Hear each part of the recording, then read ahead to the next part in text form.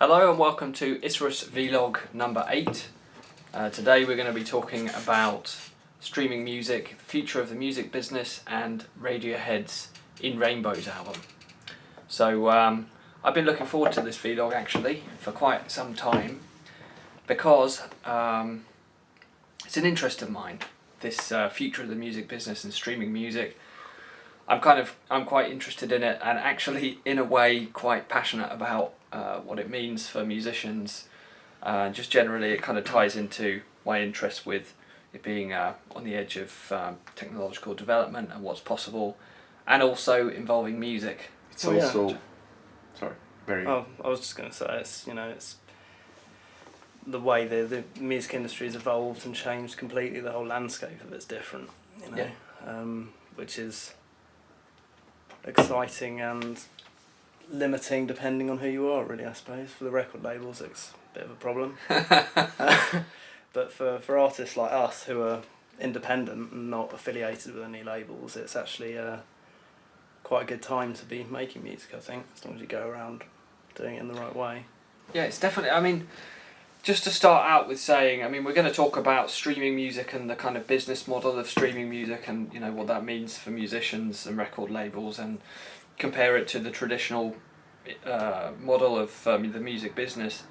But basically, our approach is very strictly kind of modern. We really don't kind of want to be associated with the traditional music business, so we try and keep rights to our music at all costs and sign as few contracts with third parties as we possibly can. Well, it's about maintaining control of the music itself, but also with using the internet to sell stuff instead of selling physical products, selling downloads, and also selling physical products through a website or whatever.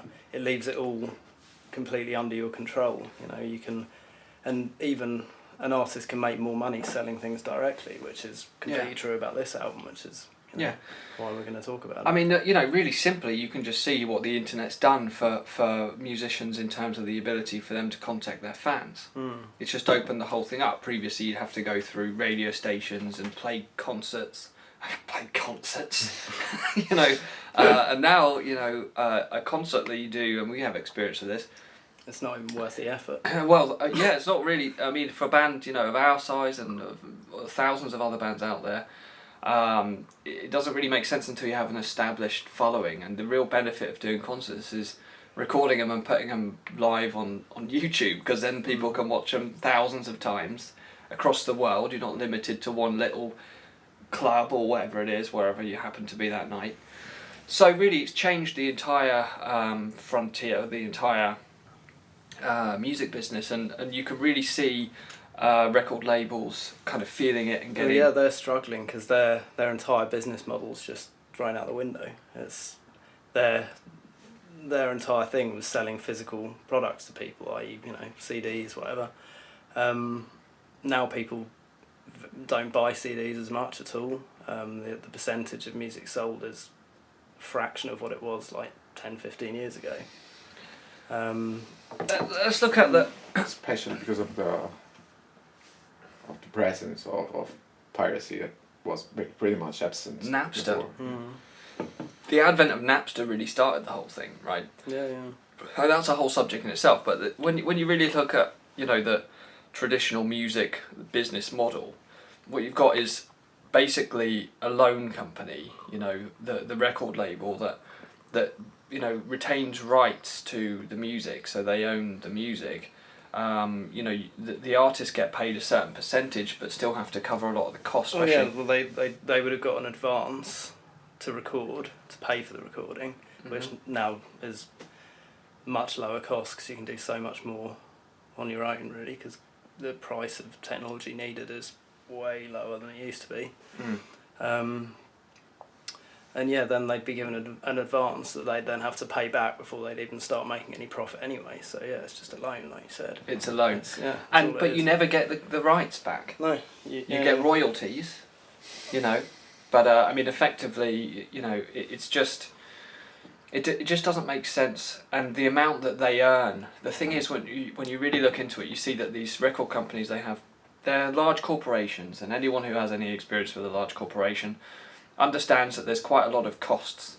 There's management structures. There's so many people involved. So many people involved. Yeah, they need to be paid by the artists effectively. And the benefits of it really were that they would have connections with the press, with specific press contacts, and radio and pluggers, and they'd have in-house PR, teams, and they'd have a lot of contacts and be able to spread the music out. But it's a real fight at the moment, and I think one thing that I want to make really, really clear, which I think is kind of not a well known, or at least not well appreciated fact, is that streaming music actually earns a lot of money, even if it's on an unpaid service with adverts like Spotify. That's not the premium version. They paid out $2 billion since 2008. Now, the split of that is that... Well, this is the problem, because at the moment, people were already under contracts, currently get just a fraction of what the streaming service is paying out. Most of it is still going to the record label because they hold the rights to the music. That's the problem. Yeah, it's 70%. So, the point is that when 70% of the earnings of streaming, when the streaming amount that you get per play is so low, you're looking at, a huge cut. And the thing is, it's not only the record labels. You then got publishers, and there's various other things that go on. Lawyers, and there's any kind of yeah, even like mix engineers would get a point, so they get some of the cut. Yeah, and then, or mastering engineers. chain of people getting money from the amount that actually goes to the musicians is ridiculous. Well, what the amount it is for streaming is it works out, I think, sorry, I need to just remember this, I think it works out around between 7 and 10%. Which is not that bad compared to the way it is when it comes to actual physical copies, right? But the amount, the actual amount of money is quite low. It's growing, but what really drives me mad is when you get artists like Taylor Swift or Madonna who come out and say, "Oh, I put a higher value than that on my music," and it's like, well, you've got one track. There's, there, as an example, there are bands that have, or artists that have one track that in 1 year is paid. They're paid $360,000 for one track in 1 year. You think about a whole catalogue of music. If you didn't have the record labels taking all the money, almost all the money, then effectively a lot of the money. I think there was quite a big scandal, kind of a case when with Lady Gaga at some point on Spotify, and that's when it started to some musicians started this campaign against it and started leaving it basically with the relationship with Spotify, but it's because actually most of the money doesn't go to. But that's their problem with their contracts with the record company. And the problem is not the technology and the model. The model works perfectly. Well, it does, but it's just that it's in its infancy, and it's all to do with how many people are actually involved in it. Because I can't remember the exact figure, but Spotify gave like a kind of a breaking point when it would actually return the same amount of money as the days of CD or record sales. Like once they had so many million paid subscribers, and then the actual volume of people using the service and the amount of times tracked to listen to, then it would actually hit the same amount of money being generated. Well, yeah, but then you as well think about the actual number of people and things that have to be done to get physical copies shipped all around the world, and think about the fact that you have to produce CDs and get all the distribution channels running, and you have to manage the relationships with each of them. You have to have people paid to do all of that stuff, and then a record label and all the costs involved with that makes sense. But if you're putting it onto a streaming service, you don't have all of that, and people can access it directly. There's no overhead, and it's something that's up there permanently. It's constantly being sold. Like, for example, say if I buy an album, that's the only time I give money for those tracks and listening to those tracks. Whereas if I only stream music. Exactly. Every time I listen to that album, I'm giving money, and that goes on for your entire life. So once enough people are under that umbrella and using streaming as their main way of listening to music, then it will. Which is probably the way it's going to be. Yeah, it will do. It's just, as I say, it's in its infancy. Yeah, there's just just a little digression. It's going to be like that with video games too. Yeah, movies, TV, everything. It's all going to go that way. Like for example, they're starting to create these systems in which you don't need a powerful system to play a very, very hardware heavy game, because actually all you need is something that lets you stream something that's being played by a remote computer. So yeah, it's definitely going to be. It's definitely the future of. It's all reliant on data data figures in terms of how transfer rates, bandwidth. Yeah. So and with 4G and I mean, I've got a service called Tidal, which has recently been bought out by Jay-Z. And by the way, I listened to one of the compilations that Jay-Z put together, which is a Tidal exclusive, and it's utterly shit. So if you have the service and are thinking of listening to it, don't bother. But anyway, he bought out Tidal, and what's great about Tidal that I use is that you've got the albums there in CD quality, and you can store them offline. So you just click a button, and then when you're on Wi-Fi, it downloads it to your phone, to your external memory, and then that for me is a really big deal, because the problem for me with Spotify was the fact that it's compressed and low quality, and that's always been the same for me. Even with downloading music from iTunes and stuff, I've never wanted to do that because I know the quality's not good enough. Mm-hmm. I buy CDs, because I'll buy CDs and I'll rip them to my computer or whatever, to have the there are also systems that use that. Like for example, I'm not sure about this, but I think that when you buy music from Google Play, for example, you need to actually be online if you want to listen to the stuff that you bought, which makes no sense, because you don't always have access to the internet. Yeah. So I'm not sure, but I think it's the way it works, because I bought some music from it, and I'm pretty sure that it doesn't work. It's like every time I want to listen to it, it rebuffers. Yeah. You can actually listen to it. There probably is a way of saving it locally though if you bought it. Anyway, so what I found really cool about Tidal as well is the fact that I can find loads of new music. I can go into metal or rock or wherever, and there's all the new stuff, and I just put on a playlist, bam, and it will go through tracks of new bands, and I find new bands. It's a community. There's also videos. It's a really cool thing that's happening for musicians and for their fans. It's really an improvement in the direct relationship between the fan and the musician. There's really no need to have all of these middlemen. It's kind of weird in some way, because it's like it's got a dark and a light side to it, in the sense that there's so much access that you can actually end up having the problem of not being, you get lost in an ocean of finding a needle in a haystack. Yeah, but would you prefer that, or record labels who have really great connections with radio definitely, DJs? yeah. It's definitely, Because let's get real, when you look into it, you've got these these guys who are pluggers for PR firms, right? Or record labels, and what they do is they build a relationship with radio DJs who have specific shows, who they then basically say, oh, go and play this, most radio stations are pretty much told what to play. Yeah, they're given a list, and that's all they'll play. It's totally corrupt, and the thing is that the fans should be able to find music and not have it just rammed down their throat by what some DJ is being paid. Well, and even to play. Even going to word of mouth has been one of the main ways music has been promoted for years and years and years, way before the internet even, That's how a lot of people find out about music, from friends and things that's the thing of the cream rising to the top, isn't it? Exactly. That's how good stuff gets around. Exactly. And it just allows that to happen more. So YouTube are really kind of pushing it as well. They've got their streaming music service. So yeah, I mean, you actually have now, I think bands in the they have said that most of their music comes from touring and Most of merchandise. Most of their music.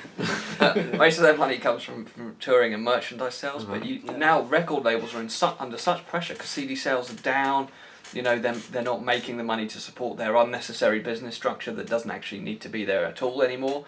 So what they started to do is sign these things called 360 deals, and what that means is they take a cut. They take the cut of everything that you terrible. do. Yeah, really bad. They take the cut of all your merchandise, because everything, touring profits. Merchandise was the one thing that had always been just the band's, profit, which it should be. It's their name, it's their brand, you know. But the fact that record companies are going after that now really shows what dire straits they're in, and they're struggling to maintain their business model completely. Yeah, and it's dying, and you know, I hope that it dies very, very quick. I think people need to wake up to the fact that they're just not necessary, and bands who are actually out there trying to sign record deals, to me, it's like facepalm, because you know, why would you want to do that? Well, I can understand I can understand trying to sign like a distribution or promotion deal. That makes sense.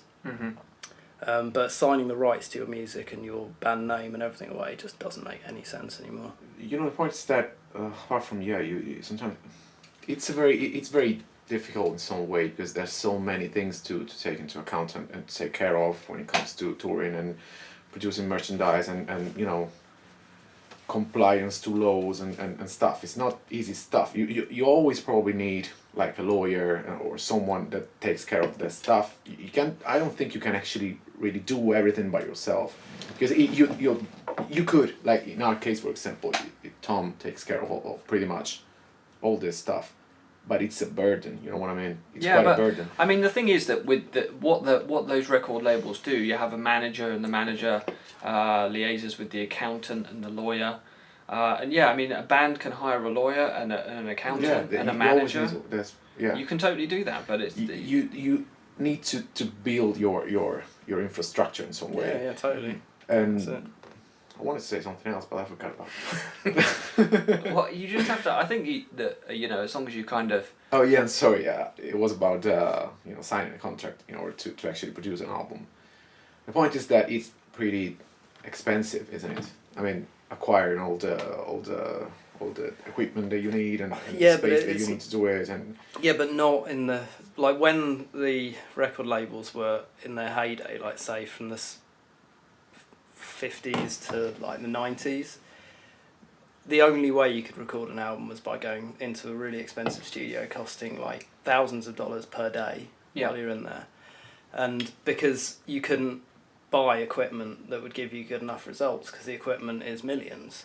Whereas now, due to digital technology and recording digitally instead of onto tape, you can get a totally pro line thing for in the tens of thousands, which is not a big amount of money in the scheme of things. You know, I mean, yeah, it's still a big chunk of money, but if you're serious about it's what all you're about doing, commitments in the end, because that's what you've done, right?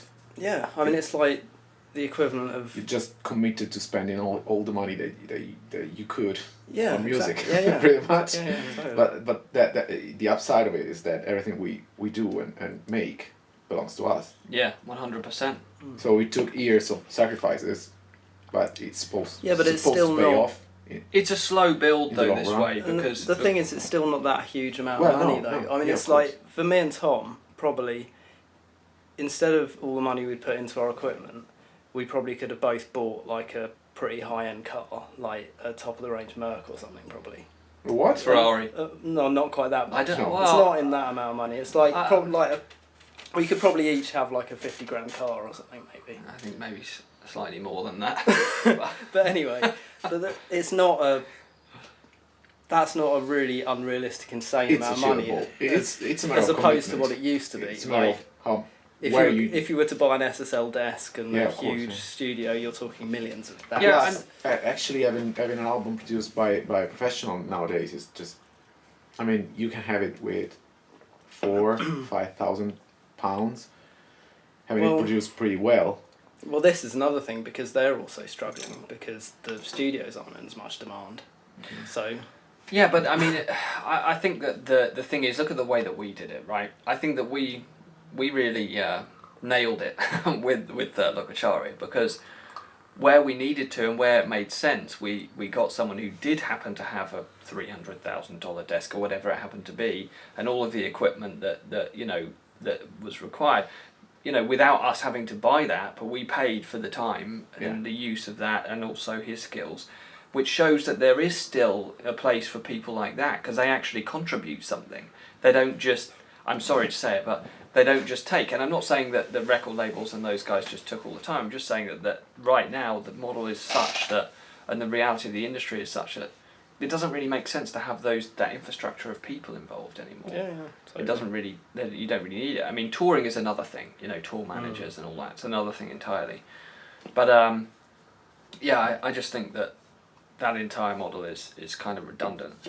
So interestingly, there was this film, I think it's called Artifact, and it's about a band called 30 Seconds to Mars. It's what's the name of the guy? The leader? Yeah, he's like an actor. He's an actor. Yeah, he did Into the Wild, I think. No. Was it Into the Wild? No. He's an actor. I don't remember his name, but. Oh, Requiem for a Dream. Maybe Ash. He did Requiem for a Dream. Yeah, Requiem for a Dream. Yeah, right. Jared Leto. Yeah, Jared Leto. Yeah. So anyway, in this Leto. This film, really recommend it if you want to see the state of the music industry right now, because I know EMI was bought up by a different company at a certain time, and they were signed to EMI, this band. Then EMI sued them and were suing the artists that were under them because of royalty disputes. And it just shows the desperation. It was a $30 million lawsuit that they filed against them, and this is the kind of stuff that they're doing now to hold on, because to maintain their business and their infrastructure. So really, that's just the whole corporate realm that isn't necessary anymore, in my opinion. Well, going back to it, that way. Yeah, let's go back to the future of the music industry. Like, how do we think it's going to look like? Well, the great thing is, I think that these streaming services allow, because we're always saying, CD quality and everything, but I think the real next step, and where it ends, is 96 kilohertz at 24-bit, because that gives you the bit depth and the dynamic range that you need, and also the frequency of sample rate, so that you don't lose frequency, basically. Because I mean, high res download sites have been around for quite a while. Like one I've used for years is HD Tracks, and there's quite a few different ones, but they're kind of like iTunes type equivalents. You buy an album from them. But the future will be that as well. Downloading it, but streaming in high res, and it's definitely. And with Tidal, I think it's just one step away.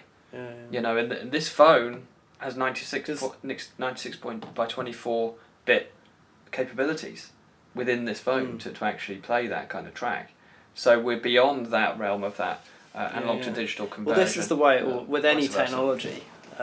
It's always the way. It's the format, and then it's getting general affordable consumer devices able to handle it. You've seen it with CDs, with DVDs, Blu-rays. It's a case of getting the hardware into the consumers, and it's happening.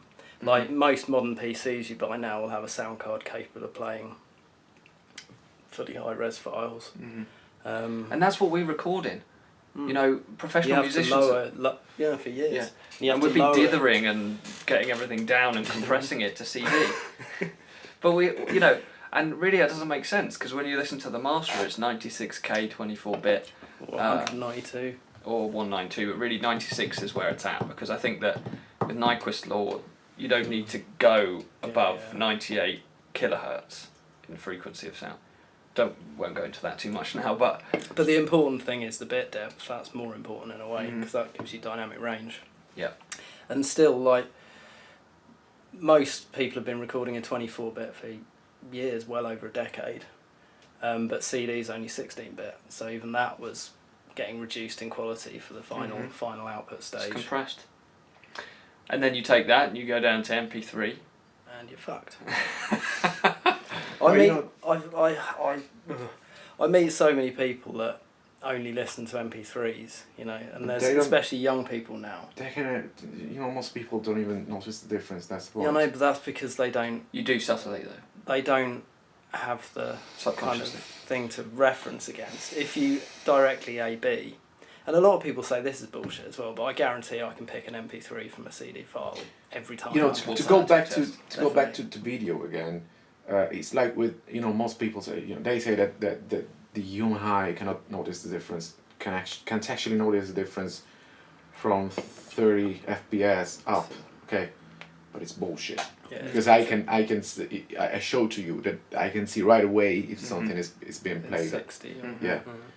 It's a matter of sensitivity that you also develop by having a comparison and actually going through that having and a reference. Yeah. But also, I think as well, it's a lot of people listen to the vast majority of people listen to music on pretty shit systems. To be honest, like people that actually have decent stereo systems or buy high-end headphones have much bigger chance of telling the difference between a low. Yeah, this is very relevant to us because, you know, I tend to. You can talk about your fucking JVCs. Yeah, because, you know, I happen to have the chance to use very high-end headphones if I want to, because they're both some amazing headphones, some of the best on the market. But as Tom said some time ago, it's also a matter of habit, because I've got my shitty headphones and I'm so used to them that I just feel more comfortable using them than the high-end ones. They really sound bad though. Well, I don't it's expect to. subjective. It's subjective, you know, and it's conditioning, and I think that when you become conditioned to a high-end device, though, you know, when you're conditioned like you are to JVCs, then you know where it's at. But you know, the thing is that just to finish off on where we think it's heading, I mean, I think that basically that's where we're heading. We're heading to streaming of really high-res audio direct, through whatever device that you've got. Subscription-based service. Yeah, and that's basically it. And I think that, you know, in line with that, musicians should be in full support of these streaming services. Yeah, totally. It's all to do with them converting their users to paid subscription users, you know, getting off the free programs, because I mean you should pay for music. No, it's okay. You know? In my opinion, it's okay. Spotify's paid out $2 billion since 2008, and ad revenue is what YouTube is based on. It's sort of a matter of having the musicians to get more money. Yeah, if you can get paid from someone on a premium service who's paying a monthly subscription fee, fine. But if you're willing to listen to adverts, you know, then fine. Yeah, no, it's fine. The musician still gets paid, and the problem is when the record labels take in most of their money. Yeah, of course. That's what has to stop, and I think that it's going to be it's just a matter of time. It's happening gradually that people are starting to kind of realise this. People know record labels are under pressure. They know that it doesn't really work, but you still got a lot of these. There's one YouTube channel, I can't remember the name of it now, but you still got these guys who are kind of trying to push this idea of the record label and what does it mean, and it just doesn't make sense in my opinion. I think as an artist you can really see that when you're trying to do it yourself. You think, well, why would I get you? You know, I think it's gonna transform in some way. Like, it's not like the model that you have now and you had for half a century. It's gonna disappear in some way, but also I don't think the people are going to disappear. What they need to do is change the model and you know, make it make sense in the context of what it actually is now. That's the point. It's obsolete. I think a really important point to make is that I mean, people are still going to need, as we said before, an infrastructure to use to make the music world work in some way, you know, live music. Yeah, but they just didn't respond. They didn't react to their industry. They didn't do anything. They just keep. Well, the thing is, where they went wrong is they saw downloading music and streaming music. They just saw it as a threat. And then they fought it. They saw it as a threat. And they fought it and legally. They didn't. If they embraced it and tried to work their business model around it, they'd be in better shape now. Yeah, how are you going to stop that? Yeah. I mean, okay, you know, people say Napster, you know, is really bad. I think it's inevitable, and I think that it is nothing necessarily if there's bad one about thing that time has shown to us is that you can't stop piracy. No, there's no way. And that's not So such a bad what you need thing. to do is have people to actually want to stay in your band, to support your music and to buy from you, to make sure that you have enough money to to go on with it and keep making the stuff that they like. It's all about. It should be all about content quality and the relationship that you build with your audience. You know, Community. whereas before, being there, no piracy at all, no chance to steal music.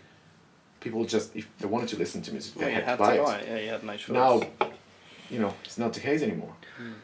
So, so something that is interesting and ties us into the Radiohead discussion, which we'll go into a bit later, but something that's interesting is that this is the first album in Rainbows that was released after their 6 album deal. So their album deal ended. Just when EMI were bought out by the same, at the same time they started trying to sue their bloody artists. And someone in their management team, I know it wasn't the band that came up with the idea, but someone in their team came up with the idea of doing this pay what you want for it. Which, to be honest, was a... Well, yeah. Are we transitioning? Transitioning? Well, I kind of want to restart the camera, but... Yeah. They came up with this idea of pay what you want, even nothing, for the download, even though it was only 160 kilobytes per second, so it was it wasn't really that great. But yeah, the thing about that, because them being the first people to do it, is they got so much publicity from it. I mean, they already had a huge following, obviously, anyway. They're Radiohead, they've, And millions and millions. Yeah, pounds. Loads of followers. In the bank. But, yeah, it worked out extremely well for them, because, they earn a much higher proportion than they would if it was released on a label. It's amazing. It's an amazing time we're in. It really is an amazing time we're in, because it's a massive transition, and the fact that there are bands doing this kind of thing, it just shows there's these new things that are happening, and they're afforded, the capabilities afforded by the technology that's coming out, and it's just expanding and increasing every year. Well, another thing actually, Tom York's recent his second solo album, Tomorrow's Modern Boxers, he released that on BitTorrent as what they call a BitTorrent bundle. So it was digital download of the album, an MP4 video of one track and a few other bits and pieces like the artwork and like actually an artwork booklet and stuff, and he released it for something like £6 I think in our currency, and he sold 4 million of them in the first sort of month, right?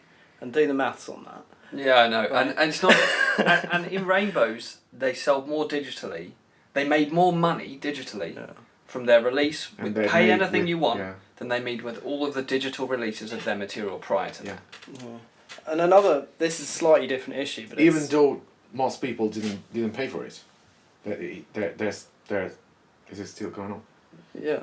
Even though they knew that most people didn't pay anything for the album at all, but still, with the ones that paid, that made more money than they had made with the 5 albums. It's because of the amount, because the tiny amount they would have been getting in their deal with a record label. Because another thing that's similar to this has nothing to do with downloading or anything, but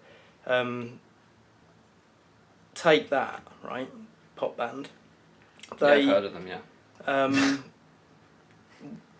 I really don't know too much about it, but about which album it was. You should. Or whatever. They're cool. I like them. Yeah, but they finished their record contract and they did an album entirely on their own back and released it themselves through their own label and stuff. And they made more from that album than they made in their entire career, including touring, just off that album, just because of the. It just shows. It just shows how much money is being taken. Yeah, exactly. And you got bands like S Club 7, who end their entire career, and they're worldwide known. They end their entire career in debt. Nice one. Well done. That was worth it. Jimi Hendrix died with $6 in his bank account, something like that, $6 or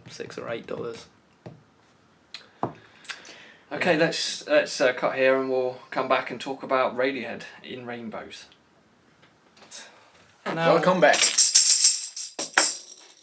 I've been wanting to do this the old time. Sorry, you can do it again. I was waiting for it. Can I? Yeah. Welcome back. We're going to talk about Radiohead in Rainbows. So it doesn't really matter what you say. It doesn't really have a. This is the like we were saying earlier. They did this pay what you want for the album. So you could get the download for 1p £5,000, whatever you wanted. Yeah, £1 million. £1 million. That's probably what happened. Bill Gates. Bill Gates loved £1 radio. billion. He gave him £1 billion.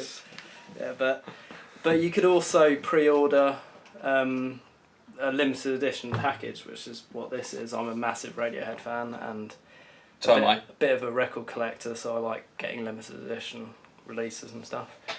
But this is a double vinyl, double CD and hardback book of it, which is a really cool release. They won awards for best packaging the year they released it.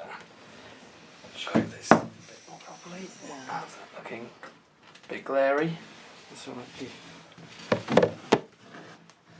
kind of... Yeah, there it is. Yeah. So yeah, you can let go of it, it's fine. And it has a booklet with all the lyrics and whatnot in there. It's got 2 CDs, a big, massive inlay, kind of like what a vinyl really inlay cool. would be like, with all Stanley Donwood's artwork. He's been working with Radiohead since the mid-90s, doing all their artwork basically. And then obviously, it's a double vinyl. It's a really cool collector's set anyway. That was the best selling vinyl of 2008. I'm not surprised.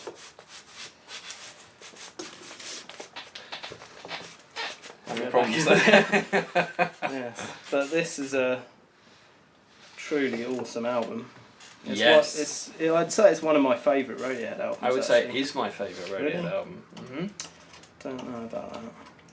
Well, it's pretty different from the others, isn't it? It's very a much. lot of their albums are, to be honest. Yeah, there's more humanity in it in some way compared to the others. It's more, I don't know, like felt for me in some ways, and it's more intimate and.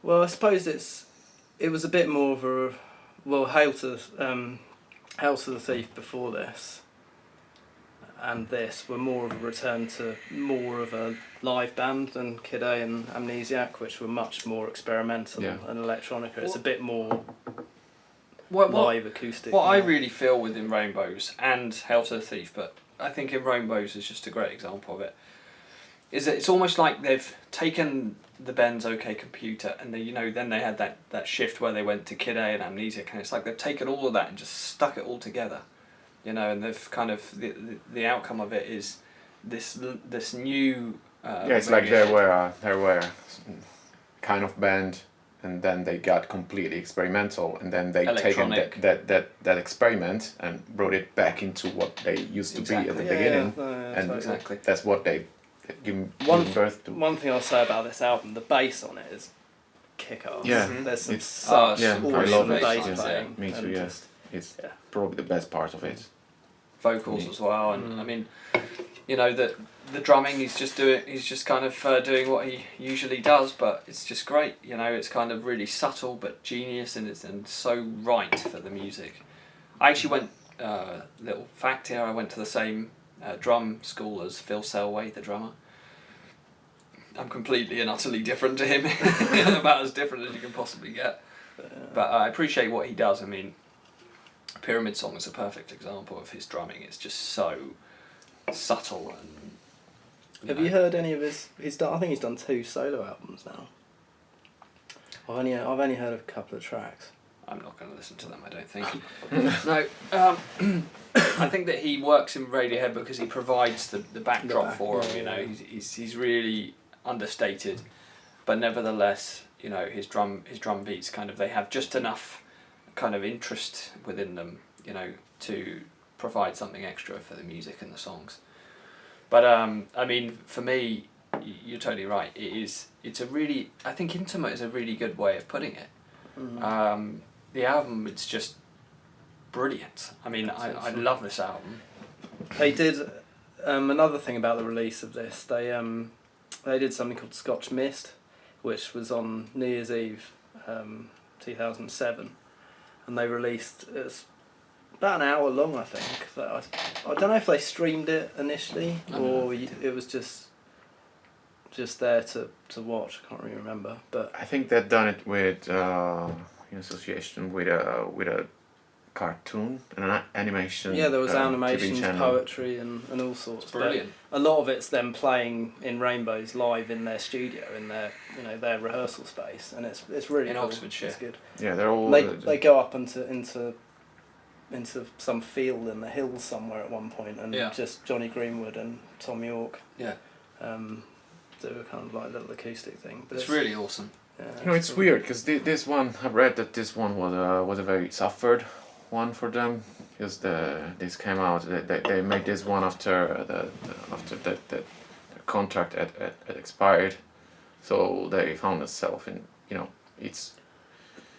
found themselves in the position to having to reconsider everything they had done until that moment, because they had no obligation to produce anything anymore. Mm.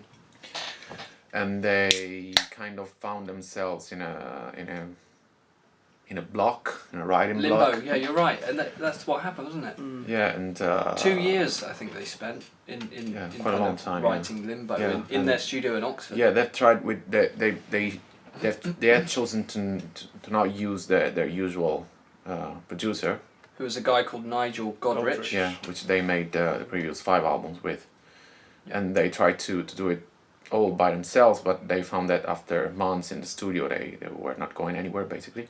Mm. So they hired another producer, but that didn't go well, so they dumped him basically, and so they decided to start touring.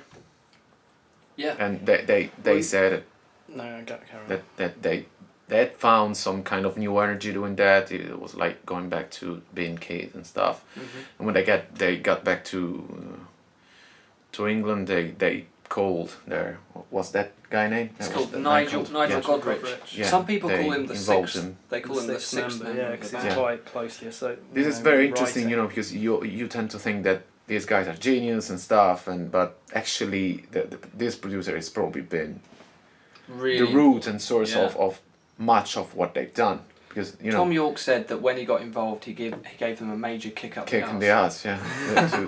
Which is obviously what they needed. Yeah. But the really weird thing about all of that story, and I know, and I've read a few interviews, is that the album just doesn't feel like that to me when I listen to it. It feels really relaxed and mature and sorted and kind of, it's got a kind of a everything in its right place feel about it, and it feels really whole and really nicely produced, Coherent, yeah. coherent. Every track. Yeah. Well, going back to what you were saying, sorry, I was going to interrupt you when you were saying it, but the whole thing about them going out and playing live, because before the album came out, there were lots of live performances of some of the tracks in very different guises, especially Arpeggi and with what's the other one? Can't remember now, but definitely Arpeggi. Body Snatchers. They played it. Just Tom York and Johnny Greenwood played it with an orchestra, and you can find lots of different videos online of them playing this kind of the release of the album in very different states. Kind of approached in really different ways, so they were obviously playing around with the way they were, what kind of instruments were the leads and stuff, and kind of That's really what being experimental. They've often that's done what that. Tool have done with the stuff from 10,000 Days during the Laterals tour. There were, like, for example, the track 10,000 Days, that the da-na-na-na-na-na-na. Oh, this is gonna be another what the fuck moment. What the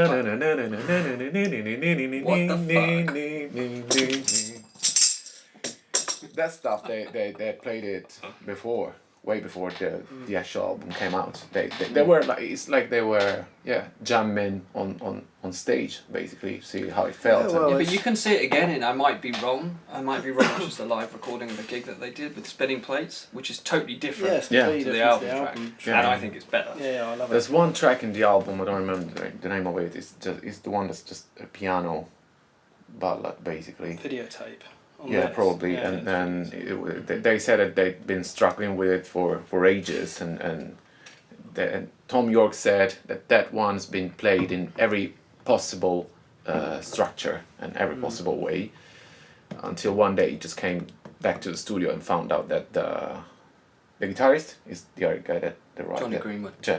And the producer had basically stripped everything away from it and made it what it is on the album. So yeah, that all the songs went through a lot of transformations and different interpretations.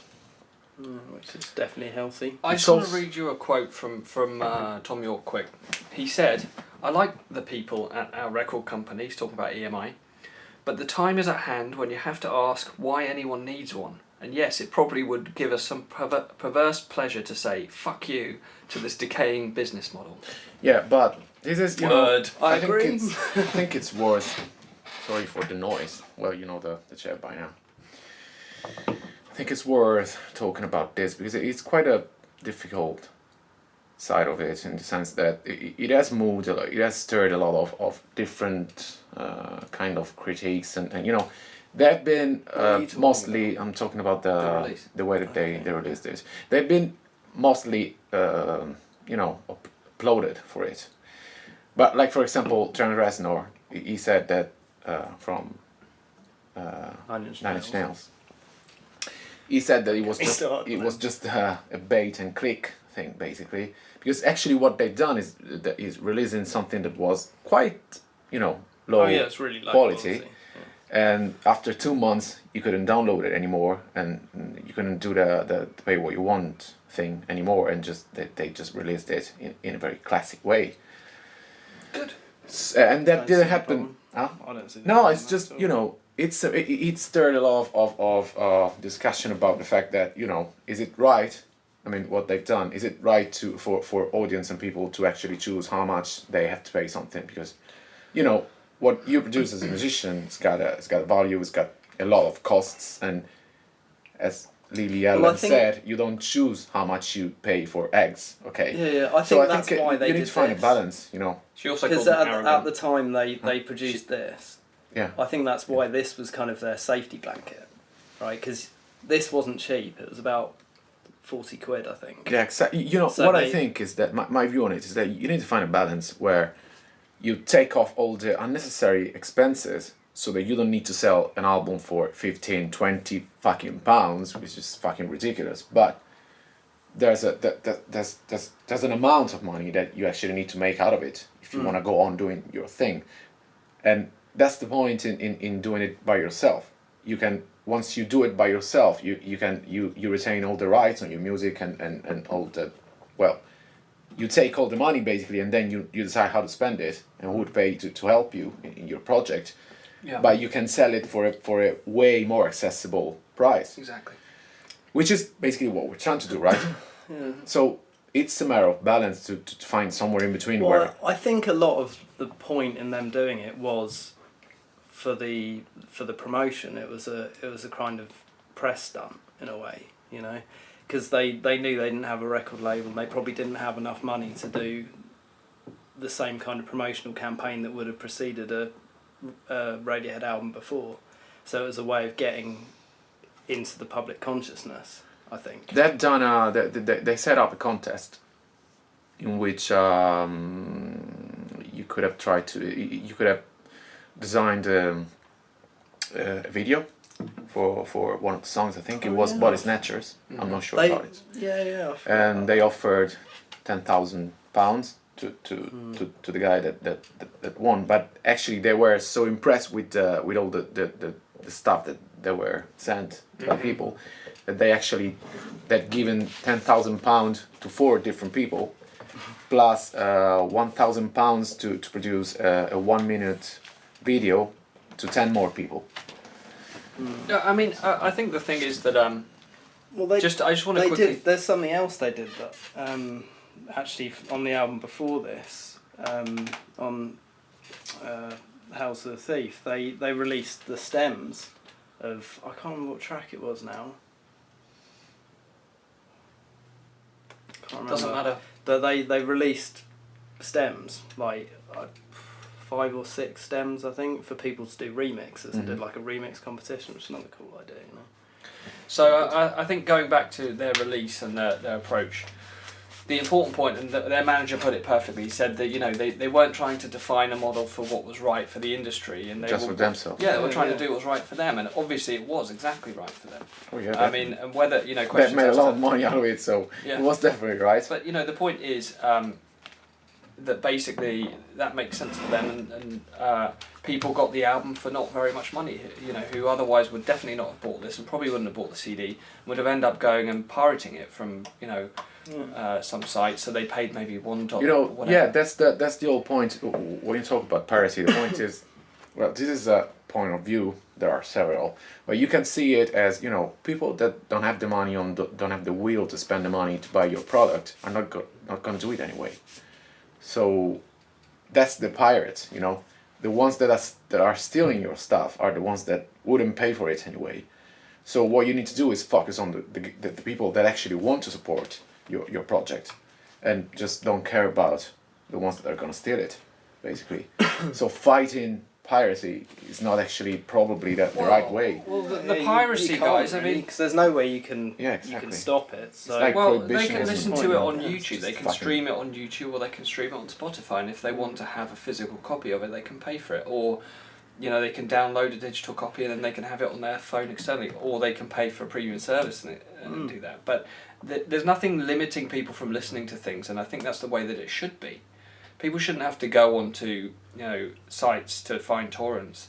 They should be able to just stream things. Yeah, and no, then I listen to totally ads, agree. And that generates money. And it's also for bands like us who are right at the beginning of their career, it's getting yourself to as many people as possible is the most important thing. It's, you know, spread and growth. Yeah. That's what it's all about. So it's a perfect situation, really. Yeah, I agree. And I think the reason things like this sort of package, because you see it a lot, even like Catatonia, Opeth, Stephen Wilson, Porcupine Tree, they do kind of very cool, desirable kind of items, because that's the only way they feel they can sell a physical product, because otherwise what's the point? You might as well just download it, you know. So it's a case of giving something that's cool in its own right, you know, like, which is what we're doing with Logacharya, our new album that's coming out next month. it's not as cool as this. But I was thinking, this... What, as an album? Can you imagine how know expensive about that. these would be? No, I mean the packaging, you know. Like, can you imagine how expensive this would have actually been to produce? It would have been a lot, really. Yeah, but you paid a lot for it.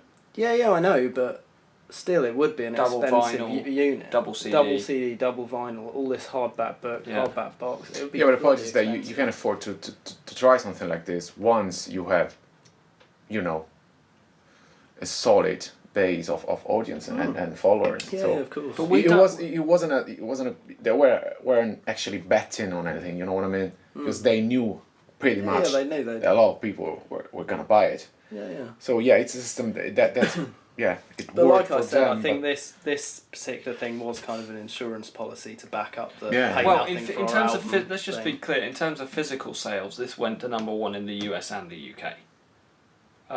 So purely in that respect, it was very successful as well. Not even bringing into consideration the fact that they had the download thing. and but I think you can't actually count. I mean, it didn't. No, yeah, didn't register. Yeah, because they didn't On sell it charts. through a register. Yeah. Exactly. But you know, the thing is that we're kind of doing a similar thing in a little bit more of a boiled down way, that we're allowing it to be streamed, we're going to upload it to YouTube, we're going to allow it to be bought as a digital download in We're gonna high give away quality 3 MP3. tracks for free.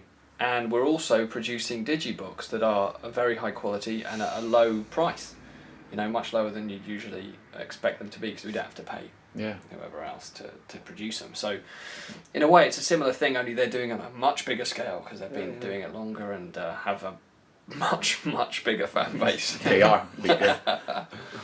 Yeah, so in a way we are massive Radiohead fans, which is Huge Radiohead maybe fans. people might I not think for listen to me, music. they are the modern equivalent of Pink Floyd. Basically, they're the people that are really sort of pushing the boundaries, and they do exactly what they want to do. In my opinion, they're the only band of our generation that is comparable. on that Well, level. very, very, very popular band, right? Yeah. There are a lot of other bands doing things, but I see the comparison. And I think that we've been massive fans for a long, long time. Right, I remember when I was waiting for Kid A to come out. And I don't know what year that was, but anyway, a long time ago. No, I remember before that OK Computer. I remember waiting for that. And it was to come just out. I remember it just having been released. We went to go and see him at a gig in Bergamo, Italy, which was fantastic. Brilliant, Awesome. concert. It was a really tiny. They did this tour of. They didn't play in traditional music venues. They just booked out, like, just cool locations. And where we saw them was actually an old disused Buddhist monastery. And this is another thing that makes them similar to Pink Floyd, isn't it? Yeah. I mean, Pink Floyd played in fucking Pompeii. Yeah, that's Pompeii. an awesome idea. Well, the idea behind that playing to no audience, that's just epic. Brilliant. Yeah, and I'd like to do that. they're an amazing live band. If you haven't seen them live, What I love about them live is they're not one of these bands that reproduce the record. It's interpreted differently, and they even switch around who's doing what. Like between Tom and Johnny Greenwood, kind of Which is playing quite, piano or guitar. They kind of mix it up. which is quite the opposite of what we do, because we try to reproduce that that. happened, we make it if exactly if the I same. played the drums, he played the guitar, you played the bass, and Dan sung, we'd just create a Be quite complete interesting. disaster. Yeah. But Anyway. you should sing. No, that You would be should a sing. real disaster. Yeah, definitely. I'll play That the would drums, probably you play be the it. guitar. Then Dad has to play the bass. Yeah. Yeah, but any other combination That works. It would go horribly wrong. Yeah. So I think that's it for In Rainbows. So we got a couple of band updates. Well, at least one very big one. One very big one, yeah. We just released our new website. Today. Well, it won't be today by the time you see this, but when we're recording it, it's today. The 17th of April, we released it. Is it? Is Yeah. it 17th? Yeah, it Yeah. is, yeah. So yeah, we've just released it. It was a whole lot What of year work. was it? 2015. And a huge amount of work. We did it all ourselves, and we're really proud of it.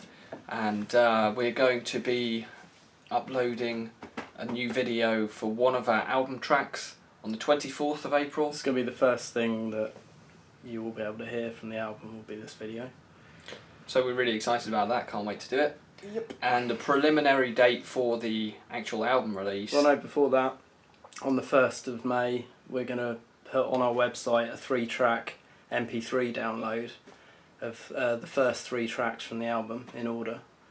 For free? For free. So you can just download, like you've been able to download Telos for however long that's been up there for free, a couple of years. So you can just go on the site and download that. And then, preliminary date for the album is the 15th. And when Of May, 15th of May, 2015. But that may change, we'll see. But May change. also there'll be more. Also, another section of the site will open up as well with lots of information about Legacharia. There already is quite a lot of information, about. Well, have we got photos at all of any of the? We've got photos. No, of the the studio. entire Legacharia section is blocked. Oh right, okay. Yeah. But we do have photos of the studio and various other things that's playing recently. And generally, you got the cover of the album, and you just get a real sense of the album because we kind of redesigned the site to kind of fit with the artwork and concept. Yeah. Yeah, it matches the styling of the artworks of the album really. The new style of, well, not the new style, the most recent style of Isurus, visually speaking. The current style, which will be reinvented for the next album. Again. Oh yeah. It's very unmetal, which is what I like about it. It's very bold and it's much more graphic design than kind of artistic, flamboyant sort of design, I suppose. It's kind The of interesting thing about it, now we're kind of going off at a tangent, but anyway, whatever. I mean, the interesting thing about it is that, you kind of drew a lot of those shapes and then brought it into digital and manipulated it. So they were kind of drawn and then manipulated and then altered and redone and redrawn. So it's kind of a merging of all of that, and that's how it happened. Well, that's just my own. That's actually my own limitation and foibles. I feel much more comfortable drawing with a pen than I do even with a digital pen, because I use a Wacom graphics tablet, and I still prefer drawing on paper with ink. Well, I think the results speak to actually create. I think the results speak for themselves. To be honest, I think that we've got an amazing result, and probably would be very hard to achieve with just purely, digital drawing. Who knows? Some people are amazing at that. So yeah, some people can are. I just don't. Incredible. I don't have a huge amount of experience. Well, I've got quite a bit of experience, but I don't have a. That's not the way I mostly work, so it's not as comfortable for me, I suppose. Mm-hmm. So that's kind of why. But yeah, I mean, people are really liking it on Facebook. Yeah, well, I suppose what it makes it unique and in some way extraordinary is the fact that everything is coming from the band. Mm-hmm. In the web design, we haven't got a webmaster. Well, he is. Dave is the webmaster. The artwork, everything, the business plan, the operations, everything is basically in house, and that's what we really tried to do.